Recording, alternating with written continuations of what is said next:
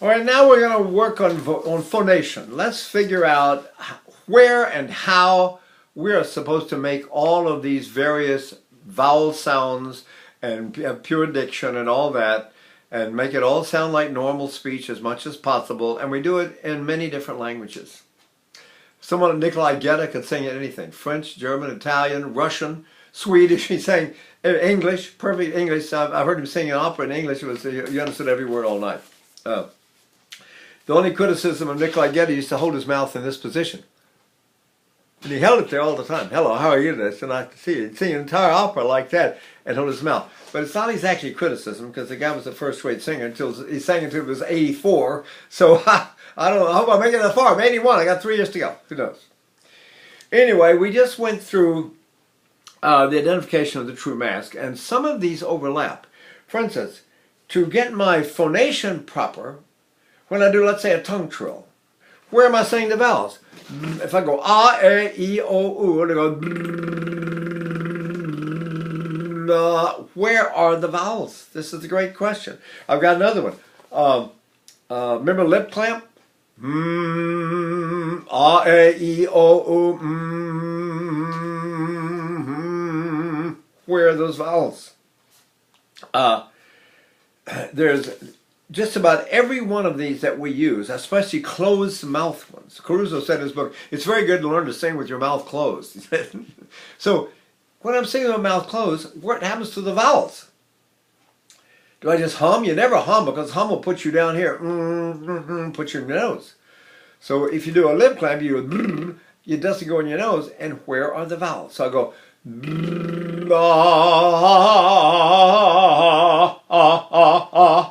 I keep talking about how I get responses down here in the diaphragm.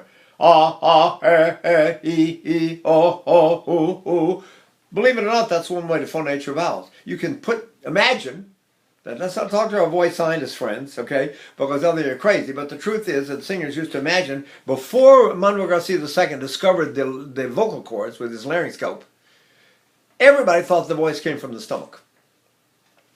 Where are my vowels when I go? I go E, O, go. There are the vowels. E, O, U. I can sing there. See? Hello, how are you doing?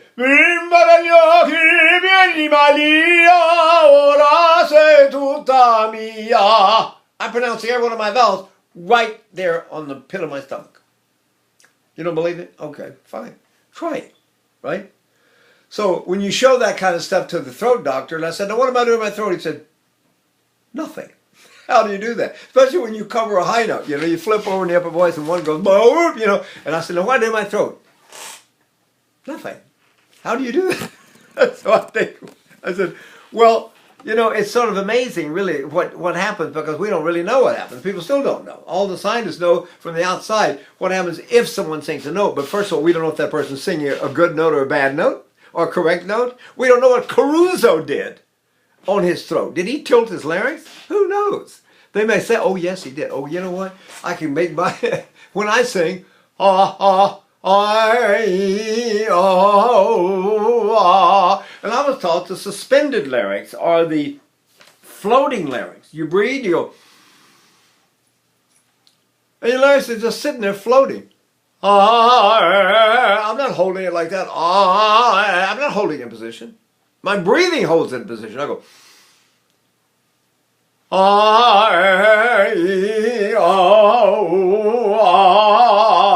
So Mario Monaco, that I studied with for about 5 months, used to demonstrate this.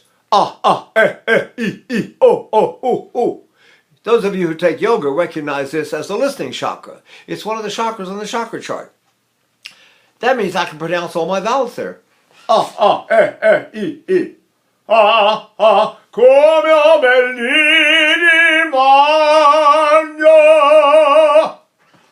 Where is my phonation? How am I phonating my vowels? Am I doing this?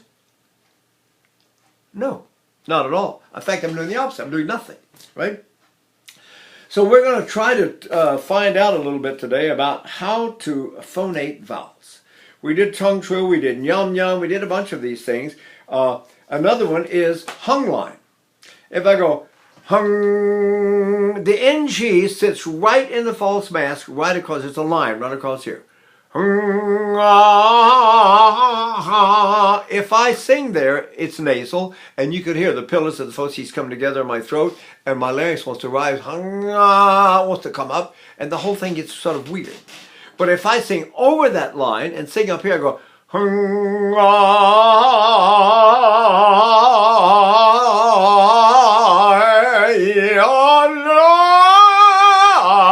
my larynx doesn't move. It's suspended, floating right in the middle of my throat, and the voice sits up here in the upper mat. Where's the word? Where is the point of phonation? I'm going, hung. If I go e, I, o, u, I go, that's all resonating here, and there's a certain point of phonation that goes with it. But if I go over here and go, how are you today? If I had a knitting needle stuck it down my throat, where would my point of phonation be? So Caruso said the ah vowel is very far back and low in the throat. Well, what was he talking about? Babies go, ah, ah, ah, ah. Their voices like carry like mad. They never get hoarse. I've had 4 of them, 2 girls and 2 boys, I'm telling you. And they get going and they're mad, they're teething or something. And the voices are incredible. They carry like rockets and they don't get hoarse. If the baby gets hoarse, you take him to the doctor. It's got a germ, right? So where are they phonating? Where's my, you can hear all that coughing going down in my abdomen. That was Manuel Garcia II's main teaching tool, was what he called a miniature cough. See? So we go, where's the vowel? See? This is something for everybody to think about. Everybody's trying to go and get the vowels forward. You don't put the vowels forward, you put the resonance forward. The resonance goes up here. But where's the vowel? See?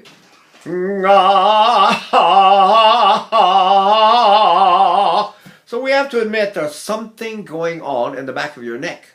Caruso told Rosa Poncelet to keep a rectangle in the back of her neck all the time. She talked about it afterwards, right?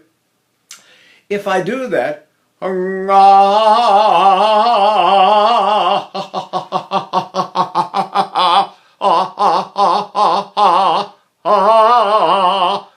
I think that little dot back there where my point of phonation is, they used to talk about in the old Italian books, il punto di fonazione, the point of phonation.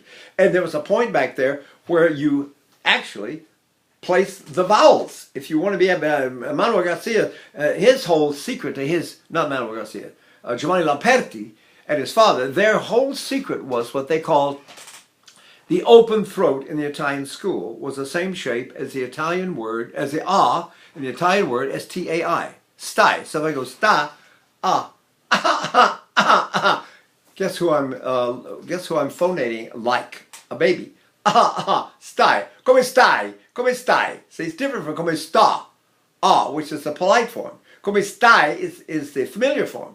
Stai, cry, sai, miroir, nach, ga. This bright vowel exists sort of in all the languages that we know of.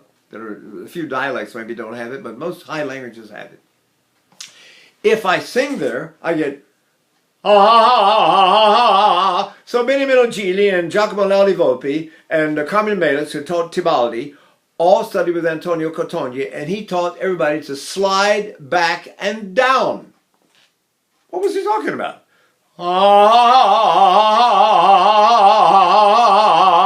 And that is a development from the Lamperti school of phonating the vowels in the back of the neck.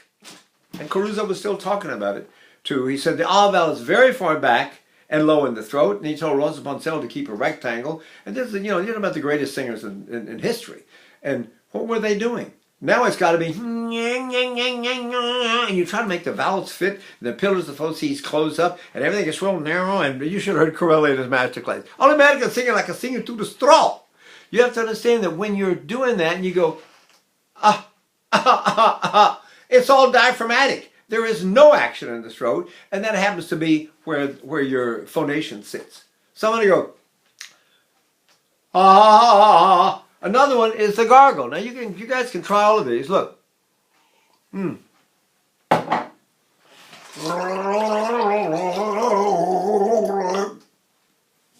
Where's the vowel? Where is that? You can understand If I talk back on the back of my neck and my restless is sitting right here, and I've got a real lean in my breath on my diaphragm. So we have to figure out, if you really want your voice to phonate in a way, the minute I try to get it up here and narrow it, I go, I can sing that way. But why would I distort the language like that? When I go, why wouldn't I sing open instead of closed, and in the back of my neck with this kind of resonance instead of very narrow and channeled? Someone told me they were trying to learn to canal the voice. Canal. You want to sing in a canal like that? Huh? Why not? Sure, you can sing that way. I can too. But why would I want to? Do I want to sound like a chipmunk or something? So, another thing is, if you take a deep breath and you use staccato, you go. We talked a little bit. We're going to talk more and more about breathing in the lower back. And some of the greatest singers in history pulled the abdomen in while they did that. And then use staccato.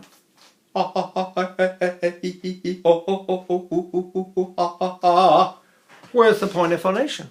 Where would you say you are phonating your vowels when you do that?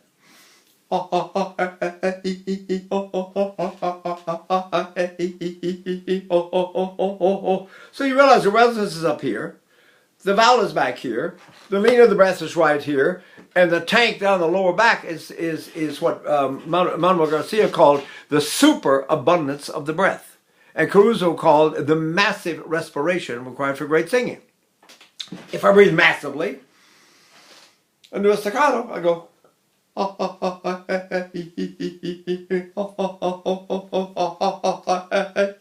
So you have to find it for yourself. Demonico use this one. Demonico, use that one. It's saying there, work like a charm.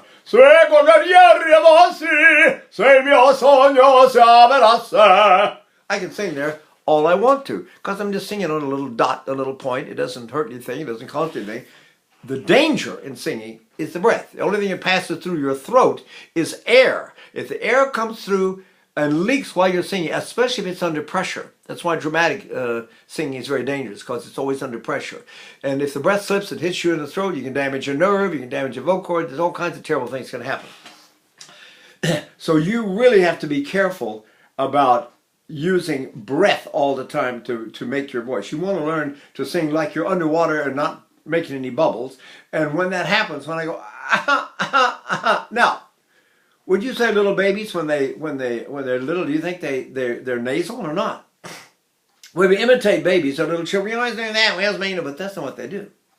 It's really not fair for you to make me go to bed and I want to watch TV and you're going to let everybody else watch TV. It's not fair to me. Why do you stick me on?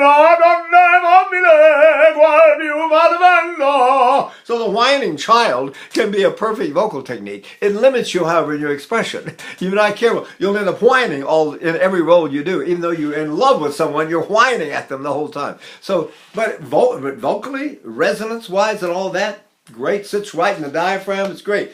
And let's face it, you want to talk about the word, natural? What's more natural than a whining child? Right? So, I've used it. I will confess I've used it, but I try to use it in whining parts. He's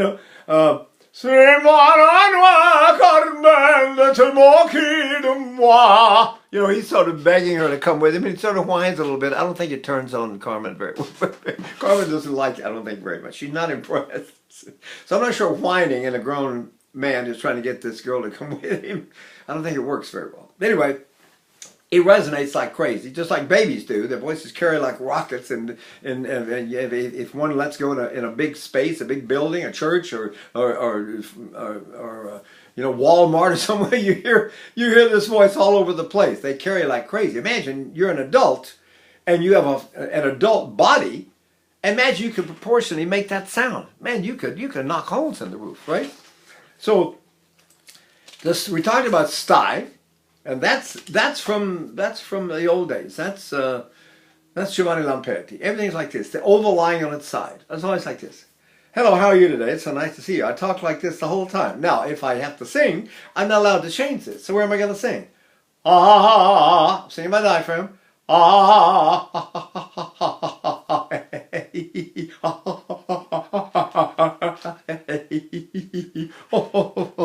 This does that, and guess what? It works like this.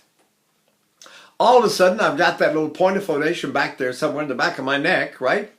And the resonance comes up and hits me up here. See? Some of this stuff is very controversial. Oh no, the vowels have to go forward. Let's get the vowels forward. Now, once you get it there, then you have to raise your soft palate or modify it to give it color. So you go.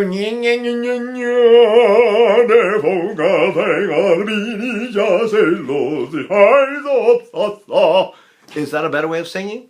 Who knows? I think I like Caruso better. So we're going to see what we can do to get some of these ideas across. That have to do, for instance, the happy surprise is one of the old, successful ways to phonate the vowels. What are you doing here? I didn't expect you. Or the happy gasp. What are you doing? It's so nice to see you. That was Timbali's. Timbali had two things she did in her technique, which was the happy surprise and pulling the lip down. Which we will get to at some point. If you do a happy surprise, what shape is your throat? See, it's not this way. That's not a surprise. I'd be surprised if somebody was surprised and did that to me. It'd be a big surprise. So the idea is to go, or the gasp. Where does it place my voice? And what kind of phonation do I have when I do that? How are you today? You can understand every word I'm saying. Timbali always complained nobody ever taught her how to breathe. They taught her how to phonate. And she had a fabulous, indescribably beautiful voice when she sang very lyrically. But when she sang dramatically, she didn't know how to compress her breath or how to be strong. And of course the voice would go, and wouldn't be as beautiful. But she was fabulous when she sang lyrically. And it was all based on her happy surprise. And this. See? If I do this, I go, hello, how are you today? How do I phonate my vowels now if I do this the whole time? You grab your lip right up here, right there, pinch it, and pull it out and down like this. What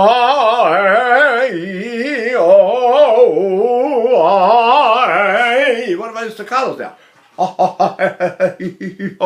I feel them very much now in my diaphragm. And that's you can sing them there. Why not? See? That's the whole technique into itself. But it does impose a certain process of phonation on you if you use your staccatos in your diaphragm and go, where are my words?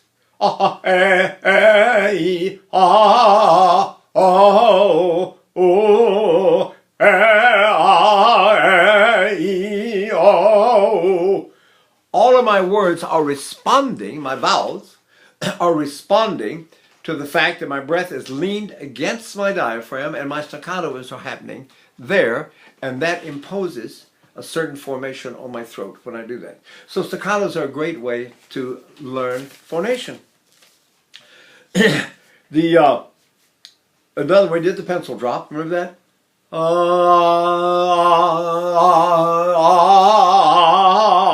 If I do that, where do my vowels go? I feel that like crazy down my diaphragm. How are you today? I'm fine. Where is that now? See, where do those vowels happen? If they end up staccato in my diaphragm, I'm not using my jaw at all. Then where do I sing the vowels? See, this is a great question. Then once I get this process going, and I add certain things like the Miller maneuver. Now this is something that Corelli and Jerome Hines made huge careers doing. They call it the Miller maneuver because you're breathing against a closed glottis. You're breathing in. You're inhaling against a closed glottis. You go. If you let the air slip through the closed glottis a little bit, it goes.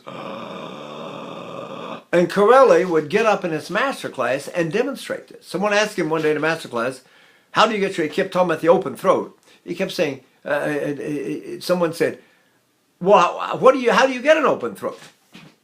And he said,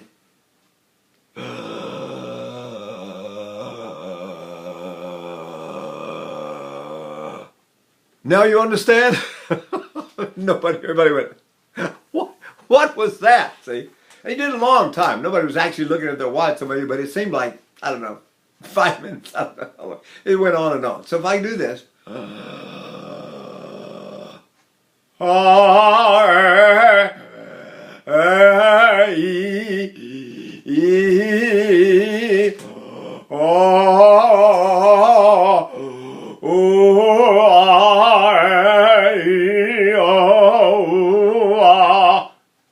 where are the vowels? We know the resonance is right here, right? It's not on my nose. It's not here at all. It's way up here above. So if I do, where's my vowel? See? The famous mini puffs that Louisa Tetrazzini did all the time was a form of interrupted Muller maneuver. She did that. Where is that little scratch back down there someplace?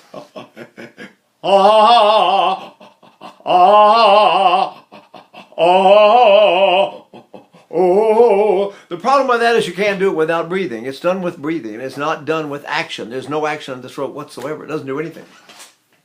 Throatless, jawless, and tongueless. You're like that.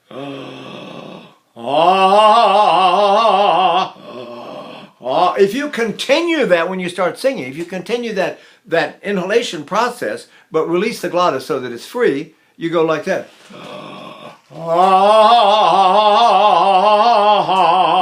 And someone got that idea and used it and started calling it singing is inhaling.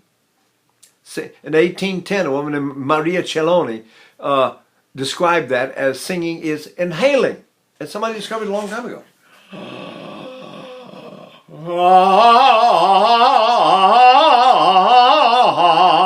Right?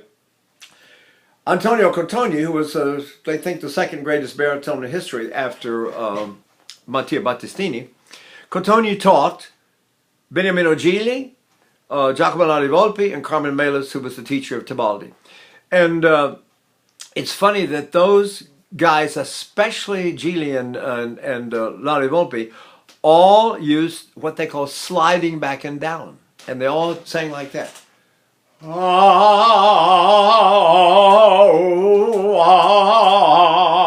The third law of motion says for every action there's an opposite and equal reaction. So when I do that, my resonance comes up and goes up here.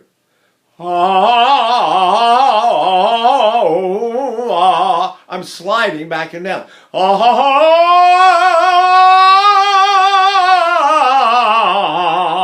If you really want to worry about phonation now, where are the vowels? Simple. The vowels are in the back of the neck. And you think of Joan Sutherland and Corelli and Jerome Hines and Caruso and Rosa Ponce, all these endless singers.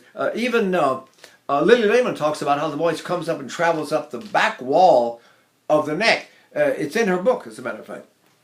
So a lot of people used back and down, sliding back and down, phonating the back of the neck, because you want your reflectors to work like Hollywood Bowl. You want your pharynx to reflect that sound and make it come up here. So if you know how to use reflectors without tension, the resonance gets reflected up into the true mask up here. And it's these are fantastic historical singers. These aren't just people that sang a little bit around. And as you know, many voice teachers that teach you voice today never sang anywhere, you know. I mean, at least I sang 62 roles for 45 years, and I'm still singing. So the idea is you want to, when you take advice from singers, I would rather read Caruso's book and see what he had to say than to read a book by someone who never sang anywhere, you know. How do I sing back and down? And what kind of phonation is that? My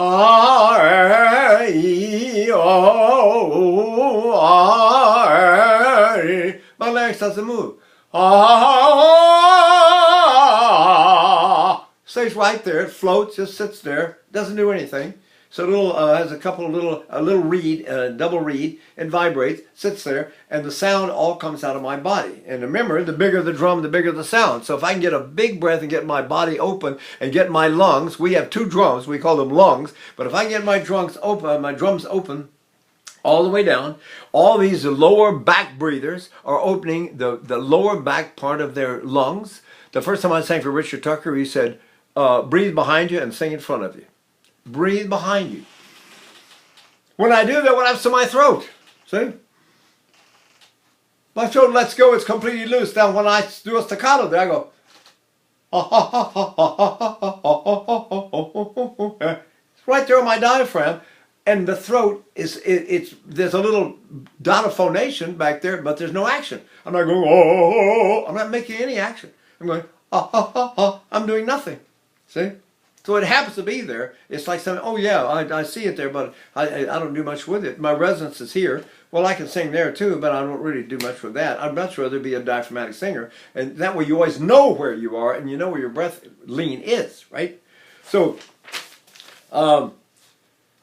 that's sliding back and down and singing is inhaling. And then you have, I think we'll stop on this one. And next time we will do covering or passing notes. We've got to figure out the difference between covering and passing and what that means. Okay? That'll be the next one.